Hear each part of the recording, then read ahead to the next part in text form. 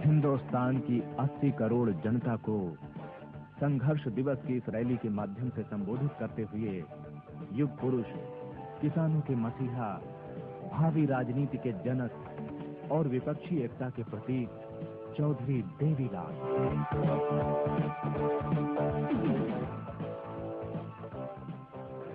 जो देश के हमारे नेता अपने सूबे को, अपने इलाके को या अपने हल्के को रोटी और कपड़ा ना दे सके, जो देश की भूख ना मिटा सके, वो देश का भला क्या खाक करेंगे। ये है आज हमारे सामने समस्या। और इस समस्या का हल सिवाय इस बात के कि जनता को इकट्ठा किया जाए और कोई हल नहीं है। जनता को इकट्ठा करने के लिए कांग्रेस के अंदर रह करके मैंने बड़ी लड़ाइयां लड़ी, लेकिन मैं कामयाब नहीं है उसका। आखिर कांग्रेस से अलग आकर के हमें लोक दल भी बनाना पड़ा, दूसरी पार्टियों में मिलना पड़ा। आखिर देश के हालात ऐसे हो गए कि सारी पार्टी मिला करके जनता दल बनाना पड़ा। और आज जनता दल के प्रेसिडेंट आपके सामने विश्राम प्रताप सिंह जी बैठे हैं।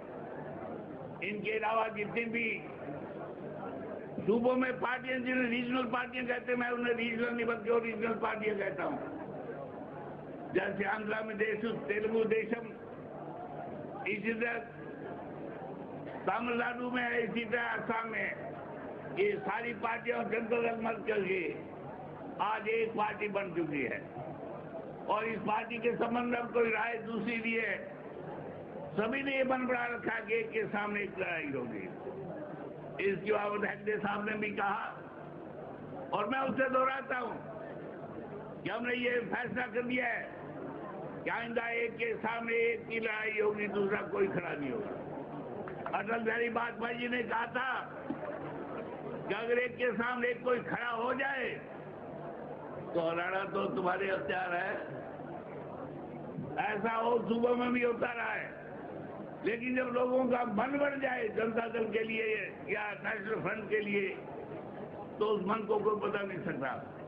इसलिए आपसे मैं यही कहता हूं कि इस बारे में आपको पूरी कोशिश करनी चाहिए। और उस कोशिश के संबंध में मैंने सारे देश में इसकी वातावरण बनाने की कोशिश की। मैंने अपने हरियाणा में भी ये कोशिश की, बात दूसरी स्टेटों के लोग भी बैठे होंगे। मैंने ये मुश्किल देखी कि इलेक्शन अगर हम असेंबली और लोकसभा का लड़ना चाहें तो असेंबली के इलेक्शन में 5 लाख के बगैर लड़ाई नहीं हो सकती। लोकसभा के इलेक्शन में 30 लाख से कम रुपए भी खर्च होता। आप लाखों की तादाद में बैठे हो।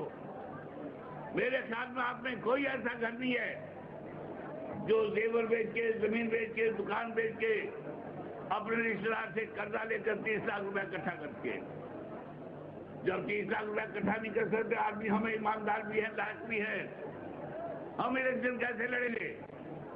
इसलिए मैंने एक रास्ता दिया था देश के सामने कि एक वोटर एक नोट का रिवाज डाल दो।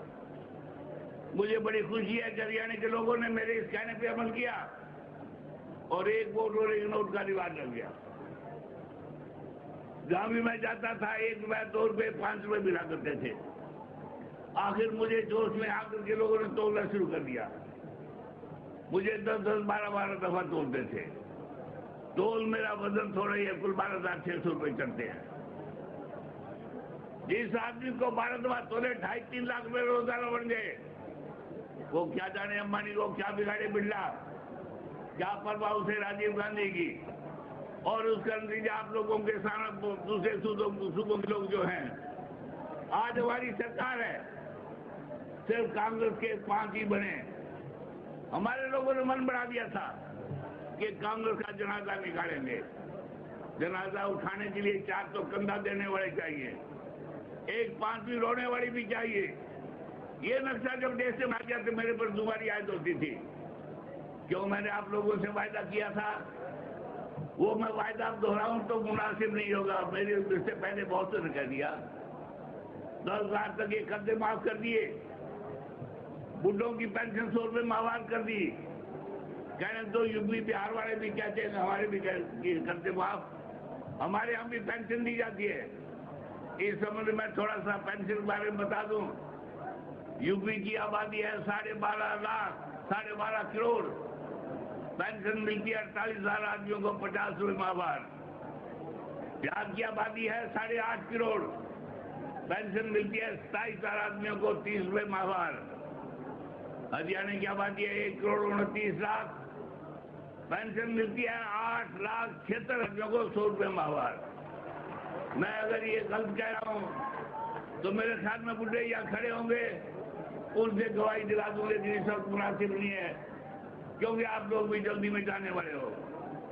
मैं ये बातें आप लोगों को आज से इस बात से कह रहा था कि मैंने हर मुमकिन कोशिश की कांग्रेस सरकार को ये दिखाने के लिए कि अगर सरकार इंडिपेंडेंटली चले लोगों की मर्जी के मुताबिक तो कमी किसी चीज की नहीं है।